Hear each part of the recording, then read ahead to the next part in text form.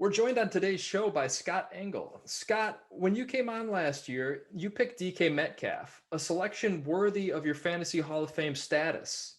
A lesser tout would have pulled a Costanza and retired, but you're going to go double or nothing on the glory. Who are you touting in 2021 and why?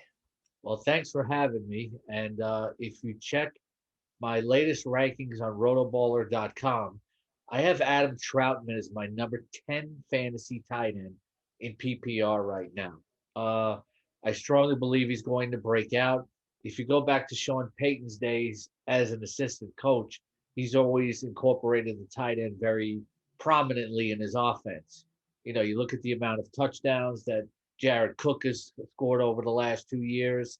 You remember Jimmy Graham, etc., Jeremy Shockey, uh, not just in the Saints days. And the path has been cleared for Troutman to top the depth chart for the Saints at tight end.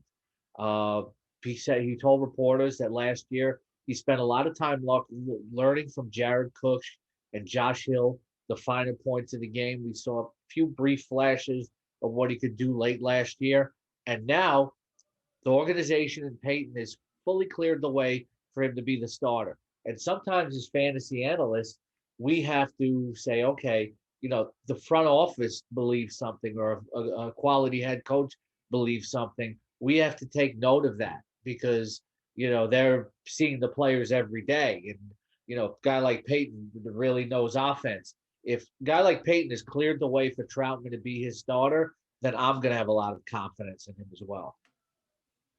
The Saints offense has gone from a projections breeze to a golf storm. We don't even know who the starting quarterback is going to be this season. So why fish for Troutman in these stormy waters, Scott? I see what you did there, fish for Troutman, uh, because either one of these quarterbacks, they're not going to be Drew Brees in terms of taking them on a deep playoff run. But Jameis Winston will throw the ball. I mean, he's probably not going to gun nearly as much as he did in New Orleans, and Taysom Hill will probably be high percentage. Whoever's going to quarterback, it's not like they're going to be the worst quarterback. It's not like J.P. Losman's going to be throwing the ball or something like that, or for Saints fans who go back further, it's not like Billy Joe Tolliver is going to be throwing the ball or something like that. I believe the quarterback, whoever wins the job, and I do believe that's going to be Winston from a lot of what the beat guys are saying, uh, is going to get Troutman the ball. Because even when Michael Thomas returns, they're going to need other options. Marcus Callaway's having a good camp, but it's it's going to be different than under Drew Brees because Drew Brees didn't have the strong arm anymore at the end of his career. Especially if it's Winston, they're going to be able to push the ball a little bit more downfield as well. Now, Scott, you've written at Roto Experts and RotoBaller. I'm actually starting a new fan base blog called Roto Rooter.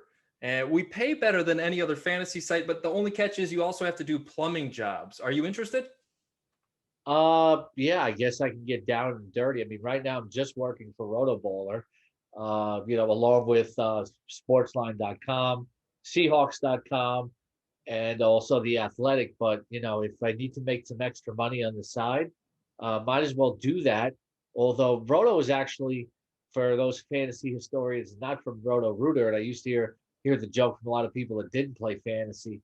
For those of you who don't know, it's because the first fantasy baseball league was started. Was the idea was hatched in a rotisserie chicken restaurant in Manhattan by the originators of fantasy baseball, and it kind of got shortened to Roto.